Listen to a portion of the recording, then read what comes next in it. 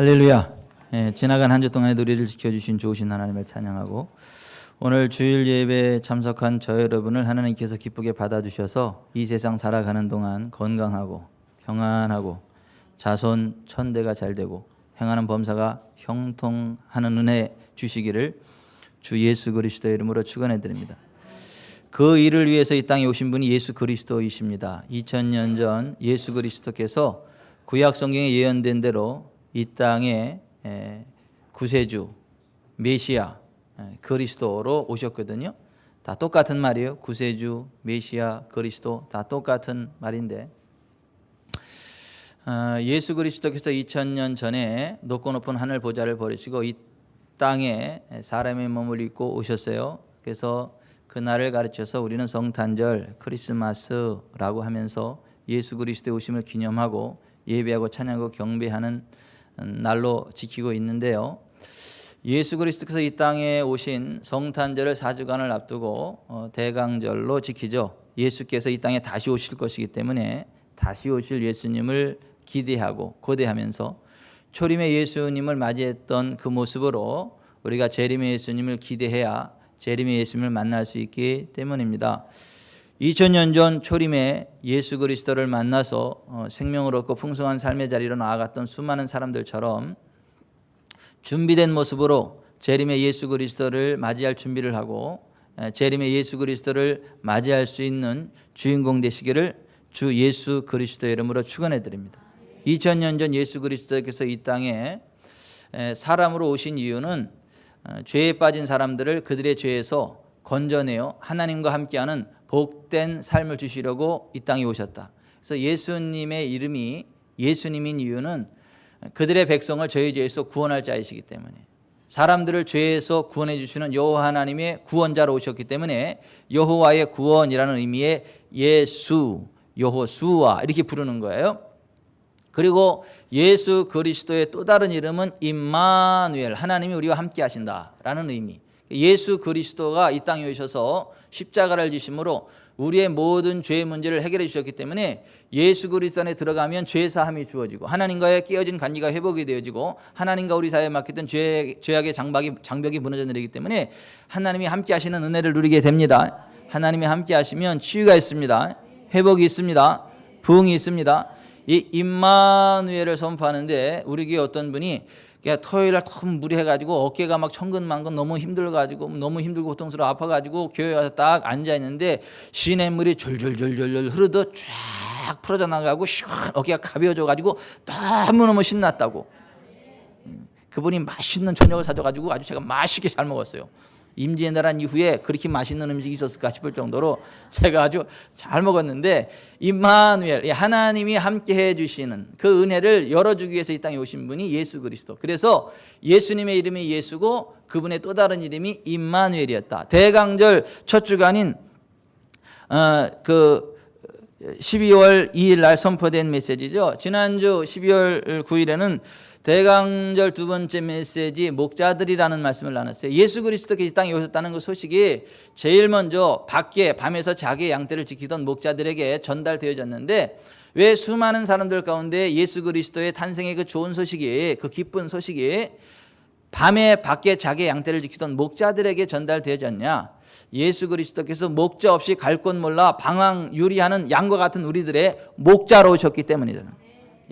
양은 목자가 없으면 이리에게 잡혀먹을 수 있고 도둑들에게 도둑질 당할 수 있고 낭떠러지에 떨어져서 낭패를 당할 수 있고 푸른 초장 잔잔한 물가를 찾지 못해서 굶주리는 삶을 살아갈 수밖에 없지만, 선한 목자를 만나면 목자가 그 맹수로부터 그들을 지켜주고 도둑놈으로부터 그들을 지켜주고 그들을 푸른 초장 잔잔한 물가로 인도하기 때문에 그들에게 생명을 보존할 뿐만 아니라 풍성한 삶을 주는 것처럼 예수 그리스도께서 우리를 원수마귀의 공격으로부터 보호해 주십니다. 악한 사람들로부터 보호해 주십니다. 또 우리에게 풍성한 삶의 어떠한 현장으로 인도해 주시는 그 놀라운 인도자가 되십니다. 예수님은 우리의 목자가 되셨습니다. 이 목자가 되시기 위해서 오셨어요. 그래서 예수 그리스도의 탄생의 소식이 제일 먼저 목자들에게 전달되어졌다라고 하는 것이 지난주에 선포된 메시지예요. 오늘은 대강절 세 번째 주일로 예수 그리스도께서 어디 뭐 대한민국 서울에 오지 않았죠? 북한 피항에 오지 않았죠? 예? 미국 워싱턴에 오지 않았죠? 뭐 중국 베이징에 오셨나요? 어디 오셨죠?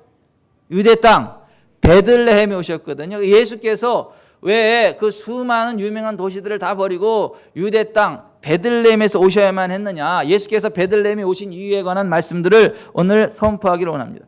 누가복음 2장 4절에서부터 6절에 보면 유대 땅 베들레헴은 예루살렘에서 남쪽으로 8km 떨어진 곳이에요. 그 옛 지명이 에브다지예요. 룻기에 나오는 유대의 베들레헴이고 라헬의 무덤이 있고 다윗의 조상 보아스와 오벳과 이세 그리고 다윗을 배출한 동네고 다윗이 그곳에서 기름 부음을 받았기 때문에 그것을 데이비드 타운, 다윗의 동네라고 부르는 곳입니다. 하나님은 그 당시에 아주 복잡한 국제 정세를 통해서 예수 그리스도께서 유대 땅 베들레헴에서 나실 수밖에 없도록 인도해 가셨다라고 하는 것입니다. 여러분, 세계 역사의 주관자가 하나님이심을 믿으시기 바랍니다. 아무리 악한 자가 득세하는 것 같고 세상을 뒤엎을 것 같아도 그 위에 하나님이 계시고 하나님이 그 모든 것들을 다스리시고 주장하셔서 합력하여 손을 이루고 하나님 백성들이 잘 되도록 역사하시는 것 믿으시길 바랍니다. 그 당시에 국제정세가 아주 복잡 미묘했습니다. 이스라엘이 로마의 어떤 식민 통치를 받고 있었고, 근데 로마의 황제 가이사르 옥타비아누스가 갑자기 인구조사를 하고 싶은 마음이 들어가지고 그의 식민 지배령에 있는 모든 사람들에게 각자 자기 고향으로 돌아가서 호적을 하라 이렇게 명을 내렸어요. 그래서 그때 당시 이스라엘도 로마의 지배하에 있었기 때문에 그 요셉과 마리아가 다윗의 후손이거든요. 다윗의 고향이 어디예요? 베들레헴. 그러니까 베들레헴에 가서 호적하기 위해서 임신한 상태로 유대 땅 베들레헴에 갈 수밖에 없었다라는 거예요. 그 유대 땅 베들레헴에 갔는데 여관이 없어가지고 그 마굿간에 들어가서 아기를 낳아가지고 누일 때가 말 밥그릇 그 구유밖에 없어가지고 말 밥그릇 그 구유에다가 아기 예수를 강보에 싸가지고 누일 수밖에 없는 상황이 되었었더라고 하는 거예요. 누가복음 2장 7절에 보면 첫 아들을 낳아 강보를 싸서 구유에 누웠으니 이는 여관에 있을 것이 없음이라라 그랬어요. 여러분 좀 특이하잖아요. 아니 예수께서 이 땅에 오시는데 아니 사람 사는 데도 아니고 말이죠. 이 마굿간 그리고 예수님이 뭐 침대 누인 것도 아니고 말 밥통, 말 죽통이죠. 그 어떤 그 구유에다 누이게 되었다. 왜 그랬겠나? 왜 그랬겠나? 그 예수 그리스도가 이 땅에 무엇을 위해서 오셨느냐를 보여주기 위한 하나님의 메시지고 하나님의 드라마였다라고 하는 것이에요. 여러분 예수 그리스도 이 땅에 무엇으로 오셨느냐 하면 생명의 떡으로 오셨어요. 생명의 밥으로 오셨어요. 우리의 양식으로 오셨습니다. 예수 그리스도께서 이 땅에 무엇 때문에 오셨냐? 왜 오셨냐? 이것을 아주 세세히 기록해 놓고 있는 성경이 마태복음, 마가복음, 누가복음, 요한복음 4복음서예요. 근데 이 마태를 통해서는 임마누엘의 하나님으로 오신 예수 그리스도 우리의 죄의 문제를 해결하시고 하나님과 우리의 관계를 회복시켜 주시고 세상 끝날까지 우리와 함께 하시는 임마누엘의 하나님 예수 그리스도를 증거하기 위해서 마태복음이 기록되어져 있고 누가는 목자 없는 양과 같은 우리들의 목자로 오셔서 우리들을 풍성한 삶 가운데 인도하시는 예수 그리스도의 모습 목자이신 예수 그리스도의 모습을 집중적으로 묘사하고 있다라고 하는 거예요. 요한복음은 오늘 우리가 살펴볼 내용인데요.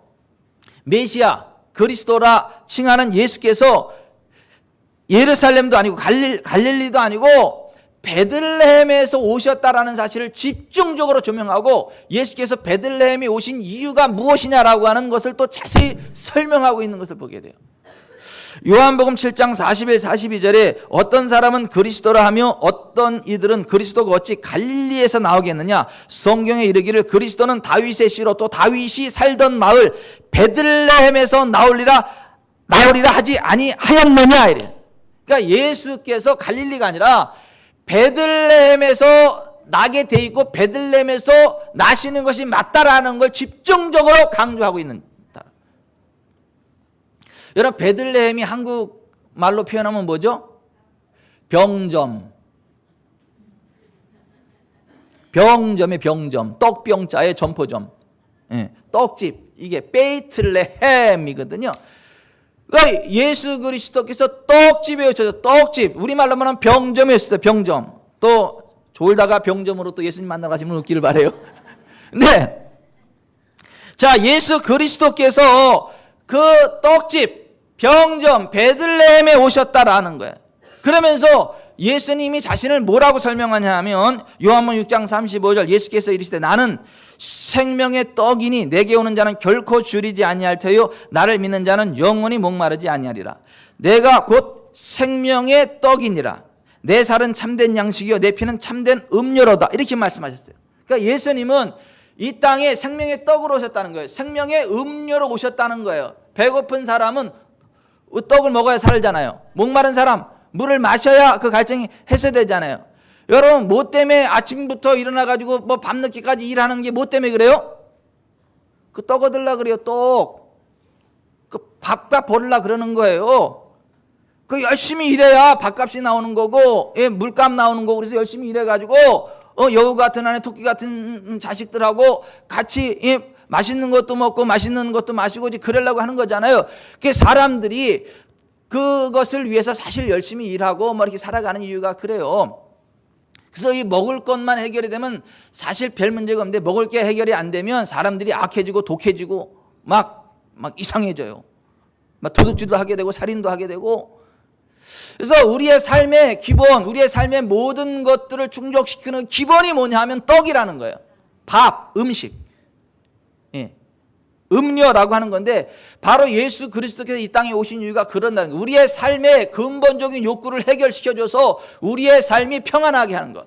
갈증이 일으키지 않고 기근에 헤매이지 않고 악하고 독하게 살지 않고 그냥 그 예수님 안에서 넉넉한 삶, 건강한 삶, 평안한 삶 살아가도록 하기 위해서 우리들의 배고픔을 해결해 주기 위해서 이 땅에 오신 분이 예수 그리스도라고 하는 거예요. 여러분 이 배고픔이 지금 영적인 배고픔이겠어요? 육적인 배고픔이겠어요? 둘 다 합니다. 여러분 사람은 영적인 그 존재인 동시에 육적인 존재이기 때문에 영적인 떡도 필요하고 육적인 떡도 필요한데 예수 그리스도 이 땅에 오신 이유는 우리의 영과 육을 함께 만족시켜 주시기 위한 생명의 떡으로 오셨다. 그래서 예수님께서 자기 자신에 대해서 말씀하시기를 내 살은 참된 양식이요 내 피는 참된 음료로다. 여러분 우리가 예수님을요 영접하면 예수님을 받아들이면 예수님을 먹는다라고 하는 것은 예수님을 받아들인다는 거예요. 음식을 먹는다는 건 음식을 우리 몸에 받아들이는 거잖아요. 예수님을 먹는다는 건 예수님을 우리의 영과 혼과 육에 받아들인다는 거예요. 모셔드린다는 거예요. 예수님을 먹으면 예수님을 모셔드리면 우리의 영의 문제가 해결됩니다. 육의 문제가 해결됩니다. 이 땅에 필요한 모든 것들이 해결됩니다. 그래서 예수 그리스도가 생명의 떡으로 오셨다라고 하는 거예요. 여러분 이 예수 그리스도께서 이 땅에 왜 오셔야만 했느냐, 또 오셔서 어떤 일들이 일어났느냐, 왜 베들레헴에 오셔야만 했느냐, 이것을 보여주는 구약의 성경이 룻기서예요. 룻기의 주인공이 룻 같지만 사실은 실제로는 메시아가 베들레헴에 오실 것에 대한 준비 작업을 보여주는 책이에요. 룻이라는 여인을 통해서 보아스의 아들 오벳, 즉 다윗의 할아버지가 나왔고, 오벳을 통해 다윗의 아버지인 이새가 나왔고, 이새는 메시아의 조상인 다윗 왕을 낳았다. 이것이 룻기가 우리에게 전달해 주고자 하는 아주 중요한 메시지입니다. 그런데 이 룻기의 시작이 뭐냐면 베들레헴에 흉년이 드는 것으로부터 시작이 돼요. 베들레헴에 흉년이 들어서 먹을 게 없어요. 떡집에 떡이 없어요. 떡집에 떡이 없으면 더 이상 떡집이라 할 수 있을까요? 약방에 약이 없으면 더 이상 약방이라 할 수 있을까요? 여러분 그 베들레헴 떡집에 떡이 떨어졌어요. 먹을 게 떨어졌단 말이죠. 이 나오미가 그 하나님의 은혜로 베들레헴에서 아주 후덕한 삶을 살았거든요. 뷰티풀, 원더풀, 파워풀. 아름답고, 예? 힘이 있고, 하여튼 그런 삶을 살아갔어요. 유복한 삶을, 넉넉한 삶을 살아갔거든요. 그 남편도 아주 멋진 사람이었어요. 엘리멜레크. 예? 나의 하나님이 왕이시다. 예? My God is king. 그런 의미를 가진 엘리멜렉이라고 하는 그 남편을 가지고 있고, 두 사람이 믿음 안에서 결혼해가지고 또 기론과 말론이라고 하는 두 아들을 낳았어요. 얼마나 행복하게 잘 살았던지 몰라요. 그 나오미라는 이름 자체가 그 어떠한 기쁨, 즐거움, 어떠한 그 넉넉함, 여유로움, 그런 그 좋은 의미를 가지고 있는 거죠. 그 이름만 봐도 벌써 그 집이 얼마나 신앙이 돈독하고 그 복된 삶을 살아가느냐를 보여주는 그런 멋진 그림이 나오는데, 어느 날 그들이 살고 있던 베들레헴에 흉년이 들은 거예요. 흉년이 들으니까 이제 이거 여기 있다가는 굶어 죽게 생겼다. 그러면 우리가 이 굶어 죽지 않으려면 돈벌이 되는 곳으로 한번 가야 되겠다라는 생각을 했어요, 나오미가. 그래가지고 주변을 한번 쭉 둘러보니까 모압이라는 지역이 있었는데 그 모압 땅에 가면 잘 살 것 같은 생각이 들었어요. 이 베들레헴에는 흉년이 들어가지고 이제 경제 한파가 올 것 같고, 저 모압을 가면 거기에 가면 큰 부흥이 일어날 것 같았단 말이죠. 근데 문제가 생겼어요. 뭐가 문제가 생겼냐면, 이 모압 족속은 하나님께 저주받은 족속이에요. 그리고 이 모압 사람들은 그모스 말곰이라고 하는 우상을 숭배했는데, 하나님은 그 그모스 말곰이라는 우상을 숭배하는 모압 족속을 저주하셨단 말이에요. 거기 가지 말라 그랬다고요. 그 땅은 저주받은 땅이. 그런데 이 나오미가 생각할 때 이 목구멍이 포도청이라 일단 먹고 봐야지, 일단 살고 봐야지. 그래서 이 신앙이 중요한 게 아니라 이 돈 되는 게 중요하지 않느냐. 그래서 돈 따라가세, 돈 따라가세, 우리도 한번 돈 벌어보세 해서 간 땅이 모압 땅이에요. 남편을 데리고 두 아들을 데리고 이 모압 땅에 갔거든요. 근데 갈 때 그래도 돈이 많아가지고 그 부동산 막 다 처분해가지고 현금을 가지고 가서 현금을 가지고 이 모압 땅에 갔는데, 모압 땅은 가면 돼요, 안 돼요? 하나님 백성이 안 된다 그랬잖아요. 하나님 기뻐하지 않는다 그랬잖아요. 하나님 백성들은 하나님이 가지 말라는데 가지 말아야지. 가면 큰일 납니다. 모압 땅에 가가지고요 10년을 지내는 동안 그 아들 둘을 모압 여인과 결혼시켰어요. 그러니까 모압 며느리를 얻은 거죠. 그것도 하나님이 하지 말라는 거 한 거죠. 그러니까 하나님이 하지 말라는 것만 골라서 해서 나오미가. 그렇게 10년이 지나는 동안 남편이 죽었어요. 두 아들이 죽었어요. 본인과 두 며느리, 세 여인이 과부가 돼서 아주 처량한 신세가 되었단 말이에요. 아주 몰골이 흉측하고 얼굴이 쭈글쭈글하고 돈벌이도 안 되고 가지고 왔던 돈도 다 소진되어 버렸고 이제는 굶어 죽어야만 하는 그런 상황이 되었는데, 바로 그때 소문이 들렸어요. 뭔 소문이 들려왔냐면, 자기가 떠나왔던 베들레헴에 하나님의 은혜가 임해가지고 하나님이 그것을 돌보셔가지고 하나님이 그것에 양식을 주셨다. 그래서 베들레헴에 가면 살 길이 열린다, 이 소문이 들린 거예요.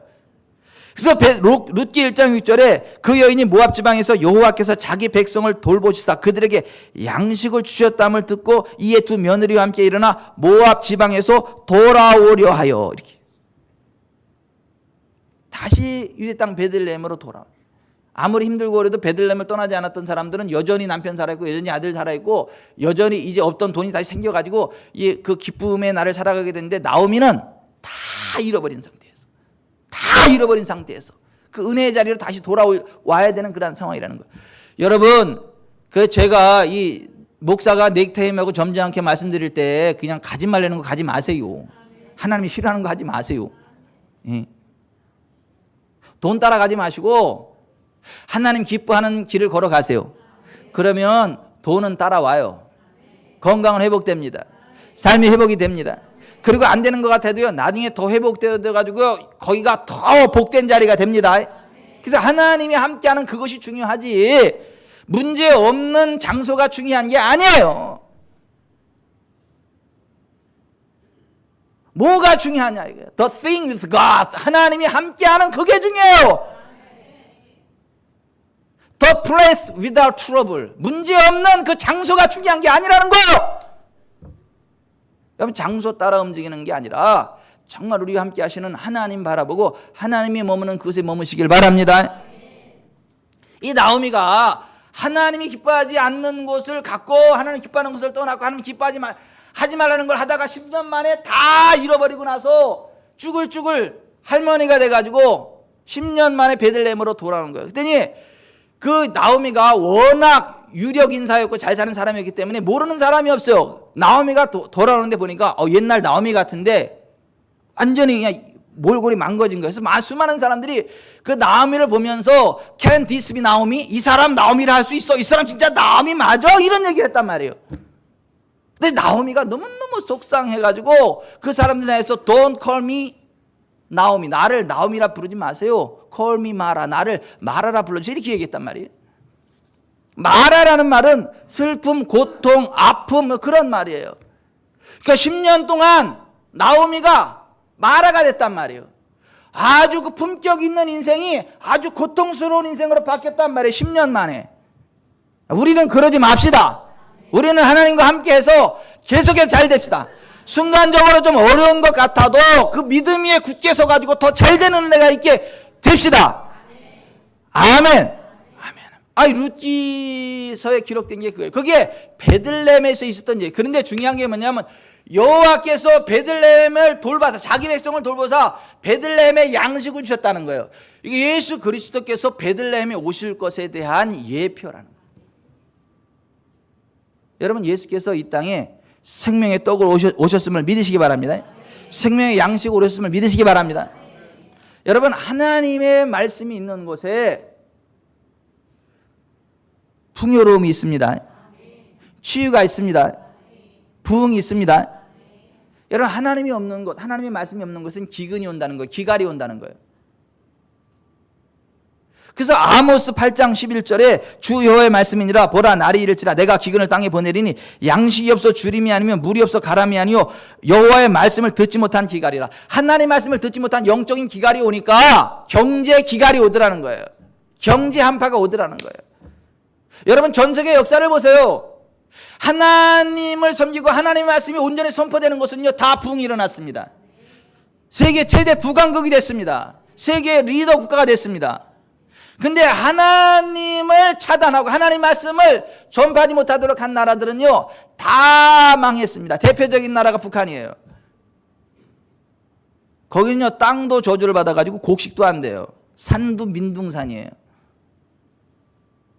수백만 명씩 굶어 죽습니다. 요 콩알만한 이 세계 지도를 놓고 보면 이 콩알만한 이 전만한 한반도에서 말이죠.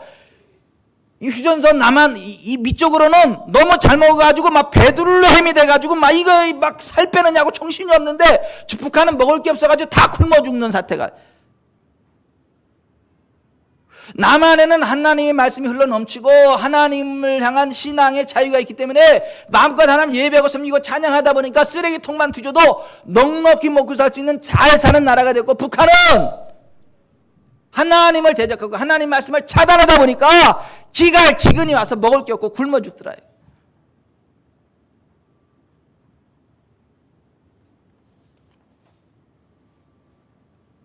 여러분 그 문제를 해결하러 오신 분이 예수 그리스도이십니다. 우리의 영적인 문제 해결하러 오신 분이 예수님이에요. 우리의 경제 문제 해결해 주러 오신 분이 예수 그리스도이십니다. 우리 몸의 건강 회복시키러 오신 분이 예수 그리스도이십니다.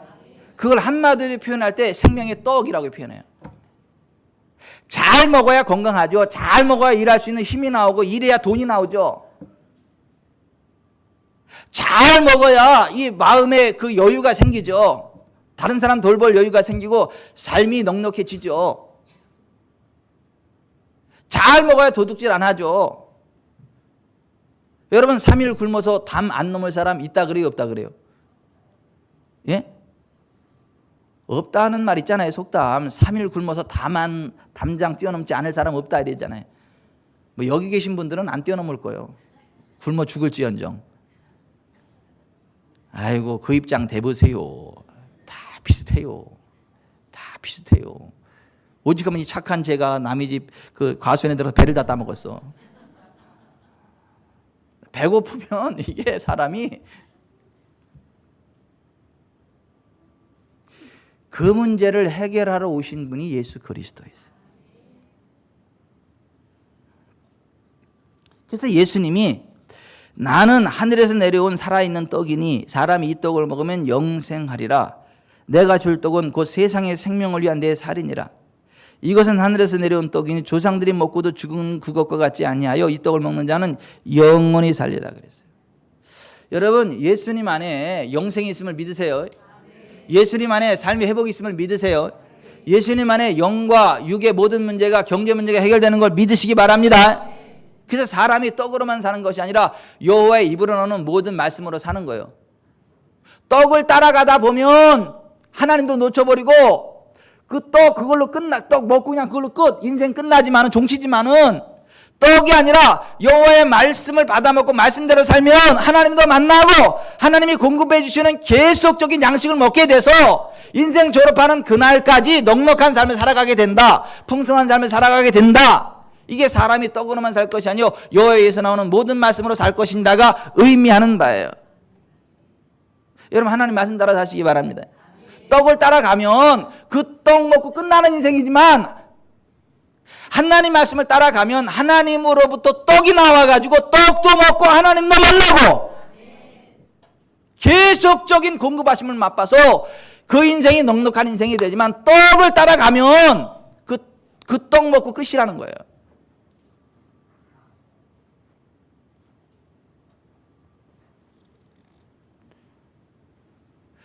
그 예수님을 정말 나를 위한 생명의 떡으로 모셔드리고 예수님을 먹으면, 그러니까 음식을 우리 몸에 받아들이듯 그걸 먹는다 그러잖아요. 그죠? 예수님을 우리의 삶의 주님으로 영접하면, 예수님을 우리 생명의 떡으로 먹으면, 받아들이면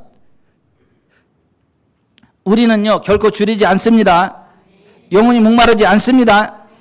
그래서 예수께서 이르시되 나는 생명의 떡이니 내게 오는 자는 결코 줄이지 아니할 터요 나를 믿는 자는 영원히 목마르지 아니하리라. 따라서 하십시다. 예수님께 나아가는 자는 결코 줄이지 아니할 것이고 영원히 목마르지 아니하리라. 아멘. 영적으로도 마찬가지입니다. 육체적으로도 마찬가지입니다. 경제적으로도 마찬가지입니다. 아멘.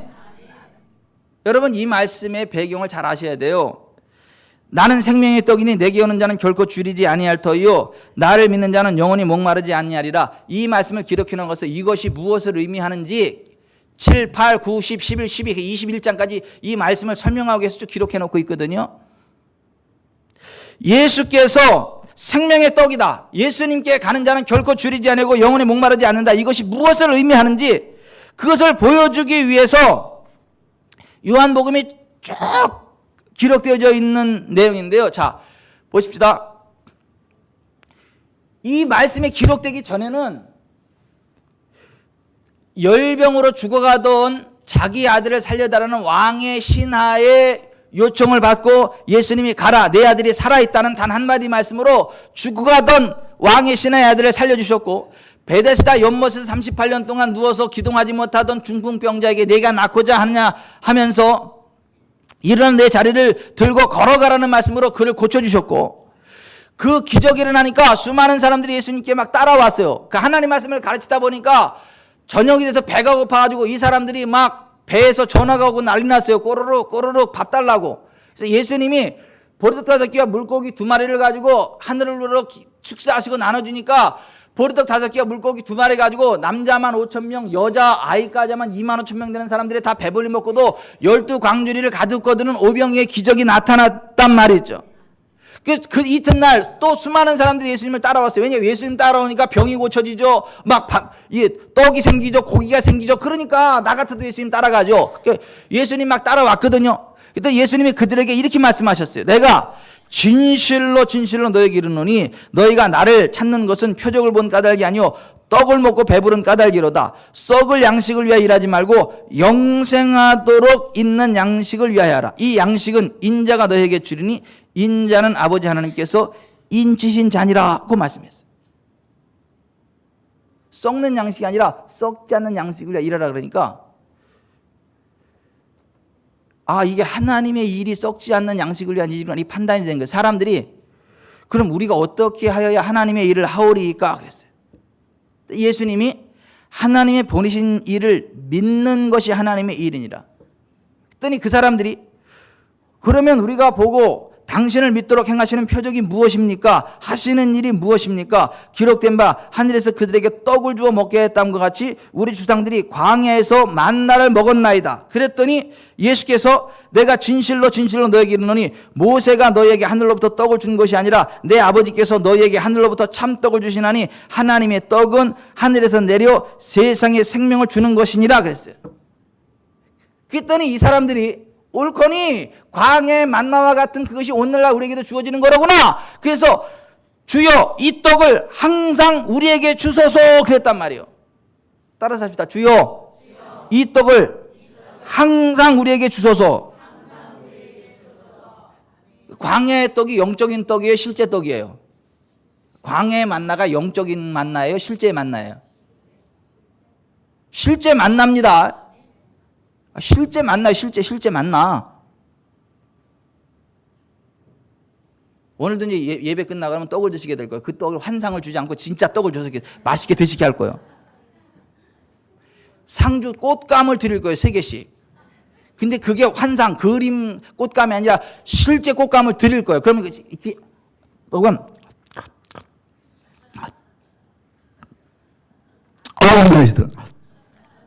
뭐 이렇게 이제 맛있게 드시게 될 거예요. 자, 그런 것처럼 이 광야의 만나가 어떤 그림이 아니라 환상이 아니라 실제 먹을 수 있는 그러한 거였다고요. 그 예수님이 그런 분으로 오셨다는 거예요.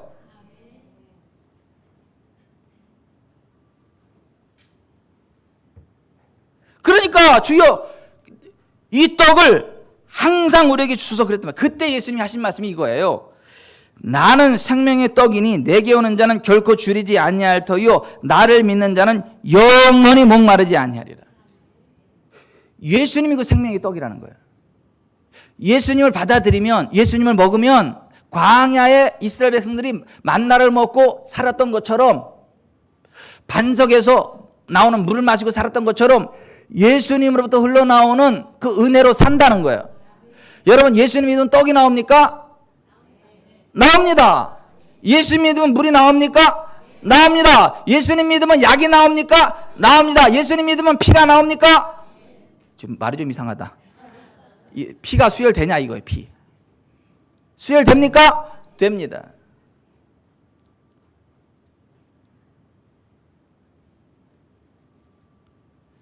제가 망포동에서 개척하고 얼마 안 됐을 때 일이에요. 저 B시에서 중학교 3학년 된 한 학생이 저를 찾아왔어요. 찾아온 이유는 백혈병. 여의도 성모병원에서 골수 이식을 해야 산다는 거예요. 골수 이식을 해도 보장을 못하는 게 백혈병이잖아요. 저를 찾아온 거예요. 그 엄마하고 이모하고. 백혈병, 이거 피가 문제가 있는 거잖아요. 그죠? 그래서 제가 그 학생을 붙잡고 상담을 하면서 예수 그리스도를 소개했죠. 그 어머니가 신앙인이었는데 어머니가 하나님 앞에서 내려놔야 될 죄가 있었어요. 계속적인 죄가. 그래서 그 어머니한테 어머니 그 죄를 내려놓으셔야 따님이 그 하나님의 은혜 안에 회복됩니다. 그 회개하셔야 됩니다. 내려놓으셔야 됩니다. 그랬더니 그분이 회개하시고 그 죄를 끊어내기로 하셨어요. 그리고 그 학생을 다시 한번 예수님을 소개하고 치유되시는 예수님 소개하고 예수님의 이름으로 기도하고 선포했거든요. 그냥 그 자리에서 혈색이 돌아오는 거예요. 그 유아실에서 그리고 딱 나오는데 그 엄마하고 이모가 걱정이 되는지 실망한 듯이 이러고 쳐다봐. 왜냐하면 그 딸을 위해서 막 세게 기도해 줄 줄 알았는데 세게 막 기도하고 천지가 개벽 갈 듯이 막 세게 기도해 주고 그럴 줄 알았는데 조용히 이야기하다가 같이 걸어 나오니까 포기하고 나오는 줄 알고 안 되니까 포기해서 나오는 줄 알고 너무 실망이 이만저만이 아닌 거예요. 그게 제가 해결됐습니다. 그랬더니 눈이 휘둥그레져요. 딱 손바닥 딱 보더니 이게 혈색이 확 돌아왔어요. 그냥 끝났습니다. 예수님 안에 피도 나옵니다.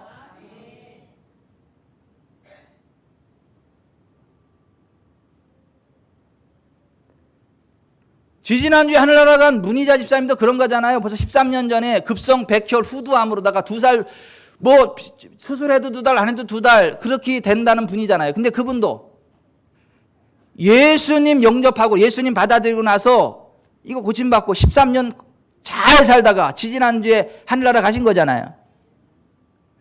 여러분, 예수님이요 생명의 떡이 되십니다. 예수님 모든 것의 원천이 되십니다. 그게 예수님이 생명의 떡이라는 의미예요. 예수께로 나오는 자는 결코 줄이지 않는다는 의미가 그거인 거예요. 나를 믿는 자는 영원히 목마르지 않는다는 의미가 그거예요. 오늘 저와 여러분이 그렇게 살아가길 바랍니다. 오늘 지구촌 사랑교회가 그런 교회이길 바라요.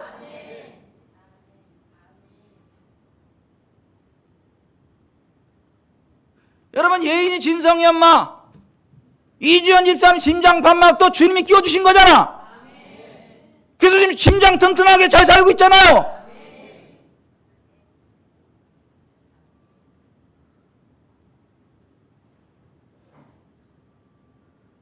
뭐 그런 것만 계속 얘기하면 예배 또 언제 끝나냐고.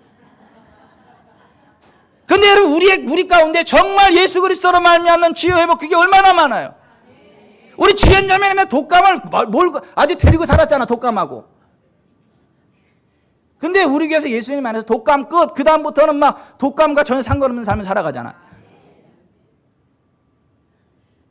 건강은 뭐 너무 건강한 게 아니죠. 건강할수록 좋죠. 그래도 너무 건강하잖아. 여러분, 예수님이 생명의 떡이라는 의미가 그거예요. 예수께 오는 자는 결코 줄이지 않는다. 나를 믿는 자는 영원히 목마르지 않는다는 의미가 그거라고요. 그것을 그림처럼 보여주기 위해서 예수께서 베들레헴에 오신 거라고요. 구유에 누이신 거라고요.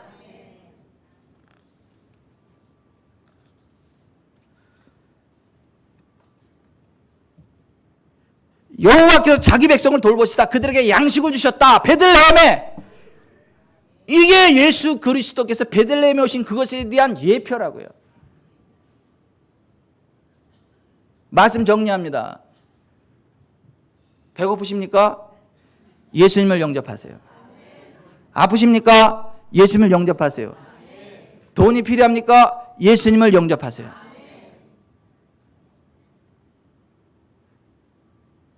돈 따라갔세.